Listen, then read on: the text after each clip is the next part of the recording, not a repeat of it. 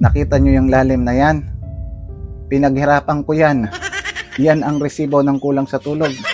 Sa totoo lang, hindi ko na maalala kung kailan yung huling panahon na nakatulog ako ng 8 oras. Dahil darating sa punto ng buhay natin na ang makatulog ka ng 8 oras na walang istorbo ay isa sa mga magandang bagay na pwede mangyari sa buhay mo. Nasa takbo ng panahon, dumadami ang responsibilidad mo. Kung may asawa at anak ka, o kaya may jowa ka, alam mo yung matutulog na lang kayo, talagang mag-aaway pa kayo.